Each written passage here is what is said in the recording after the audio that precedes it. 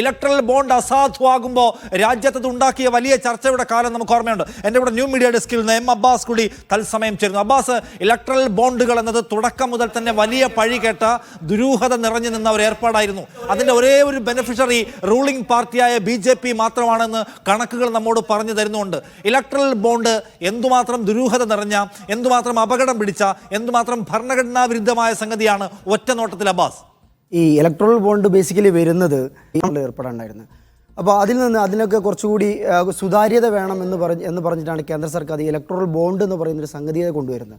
ആദ്യഘട്ടത്തിൽ 20,000 രൂപ ക്യാഷിൽ ഈ രാഷ്ട്രീയ പാർട്ടികൾക്ക് സംഭാവന കൊടുക്കാൻ പറ്റും. അതിൽ കൂടുതൽ വരുന്ന ക്യാഷാണ് ഈ രാഷ്ട്രീയ പാർട്ടികൾ വെളിപ്പെടുത്തേണ്ടിയിരുന്നത്.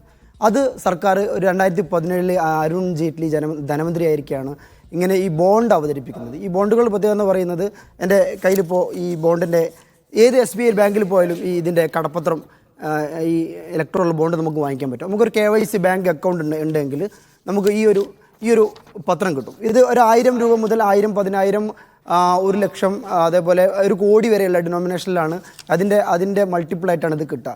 ഇത് ആർക്ക് ചെന്നാലും ഇത് നമുക്ക് ഇഷ്ടപ്പെട്ട ഏത് പൊളിറ്റിക്കൽ പാർട്ടിക്കും കൊടുക്കാൻ പറ്റുന്ന ഒരു വളരെ ലളിതമായ ഒരു സംഗതിയാണ് ഈ ഇലക്ട്രൽ ബോണ്ട് എന്ന് പറയുന്നത്. അഥവാ ഇന്ത്യയിലുള്ള ഏത് വ്യക്തിക്കും ഏത് രാഷ്ട്രീയ പാർട്ടിക്കും ഈ ഇലക്ട്രൽ ബോണ്ട് സംഭാവനയായിട്ട് കൊടുക്കാം.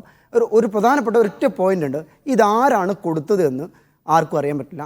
അത് കൊടുത്ത ആൾക്കറിയാം, SBI എന്നൊരു ബാങ്കിനറിയാം, സ്വീകരിക്കുന്ന റിസീവ് ചെയ്യുന്ന പൊളിറ്റിക്കൽ പാർട്ടിക്കും അറിയാം. ഇതാണ് ഈ കടപ്പത്രം എന്ന് പറയുന്ന ഈ സാധനം എന്ന് പറയുന്നത്. അപ്പോൾ ഇത് അവതരിപ്പിച്ച ആ സമയം തന്നെ ഇതെങ്ങനെയാണ് അവതരിപ്പിക്കപ്പെടുന്നത്, ഇതിൻ്റെ പ്രശ്നങ്ങൾ എന്തൊക്കെയാണ്, ഒരുപാട് ചർച്ചകൾ നടന്നതാണ്. ഇതിൻ്റെ വളരെ പ്രധാനപ്പെട്ട ഒരു പോയിൻ്റായിട്ട് കേന്ദ്ര സർക്കാർ 2 പോയിൻ്റാണ് ഇത് പ്രധാനമായിട്ട് ചൂണ്ടിക്കാട്ടിയത്. ഒന്ന്, ഇത് കള്ളപ്പണം തടയുക എന്നുള്ള ഒന്നാമത്തത്. അത് ഇപ്പോൾ തന്നെ സുപ്രീം കോടതി അതിനെ ഇല്ലാതാക്കി കളഞ്ഞു. ഇത് കള്ളപ്പണം തടയാൻ ഈ ഇലക്ട്രൽ ബോണ്ട് പര്യാപ്തമല്ല എന്ന് പറഞ്ഞു.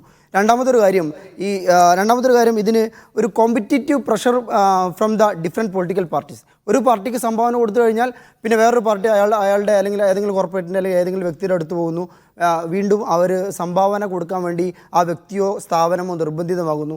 ഇങ്ങനെയുള്ള സാഹചര്യങ്ങൾ ഒഴിവാക്കാൻ വേണ്ടി ബോണ്ടുകൾ അനിവാര്യമാണ് എന്നാണ് ഇത് നടപ്പാക്കുന്ന സമയത്ത് കേന്ദ്ര സർക്കാർ പറഞ്ഞിരുന്നത്. പക്ഷേ നമ്മൾ ഇന്ന് കണ്ടുപിടിക്കുന്ന യാഥാർത്ഥ്യം എന്ന് പറയുന്നത്, ഈ മൊത്തം 2018 മുതൽ 2023 മാർച്ച് വരെയുള്ള കാലഘട്ടത്തിൽ ഏകദേശം ഇലക്ട്രൽ ബോണ്ട് വഴി വന്ന ഓൾമോസ്റ്റ് 60% സംഭാവന ഭരിക്കുന്ന BJP എന്ന് പറയുന്ന നാഷണൽ പാർട്ടിക്ക് മാത്രമാണ് കിട്ടിയിട്ടുള്ളത്. ഏകദേശം 6,000-ലേറെ കോടി രൂപ അത് മൊത്തം വരും. അതിൽ 1000 സംതിങ് കോടി മാത്രമാണ് മുഖ്യ പ്രതിപക്ഷ കക്ഷിയായിട്ടുള്ള കോൺഗ്രസ്സിന് കിട്ടിയിട്ടുള്ളത്. ഇതിൽ നമ്മൾ പ്രധാനമായിട്ട് മനസ്സിലാക്കേണ്ട ഒരു സംഗതി എന്ന് പറയുന്നത്, ഒരുപാട്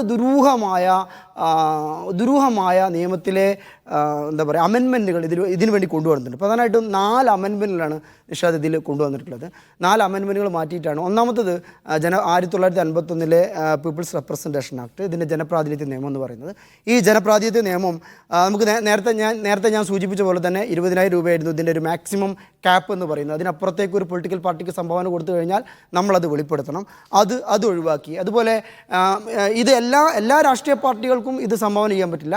ഒരു പൊതു തെരഞ്ഞെടുപ്പിൽ 1% വോട്ട് കിട്ടുന്ന, 1% വോട്ട് സമാഹരിക്കാൻ പറ്റുന്ന രാഷ്ട്രീയ പാർട്ടികൾ മാത്രമാണ് ഈ ഇലക്ട്രൽ ബോണ്ട് നമുക്ക് ഒരാൾക്ക് അല്ലെങ്കിൽ ഏതൊരു കോർപ്പറേറ്റ് കമ്പനിക്ക് കൊടുക്കാൻ പറ്റുക. രണ്ടാമത്, ഇൻകം ടാക്സ് 1961 ഇൻകം ടാക്സ് ഭേദഗതി ചെയ്തു.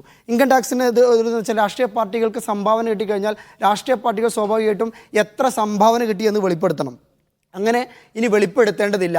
ഈ ഇലക്ട്രൽ ബോണ്ട് വഴി കിട്ടുന്ന സംഭാവനകൾ വെളിപ്പെടുത്തേണ്ടതില്ല. അതിൽ നിന്ന് രാഷ്ട്രീയ പാർട്ടികളെ ഒഴിവാക്കിക്കൊണ്ട് അവരെ രാഷ്ട്രീയ പാർട്ടികളെ അക്സെപ്റ്റ് ചെയ്തുകൊണ്ട് ഒരു നിയമ ഭേദഗതി നടത്തി.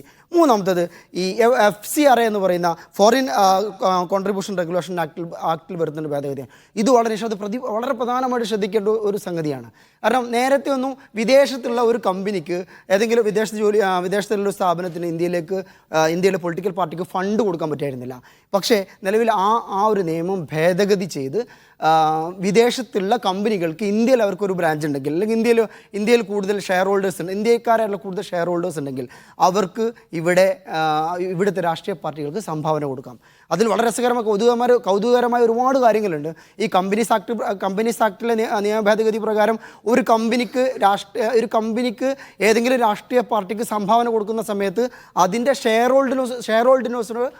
ഹോൾഡേഴ്സിനോട് ആ കാര്യം പറയേണ്ടതില്ല. അത് അങ്ങനെയുള്ള വളരെ വിചിത്രമായ സംഗതികൾക്ക് ഇതിലുണ്ട്. പിന്നെ കമ്പനീസ് ആക്ടാണ്.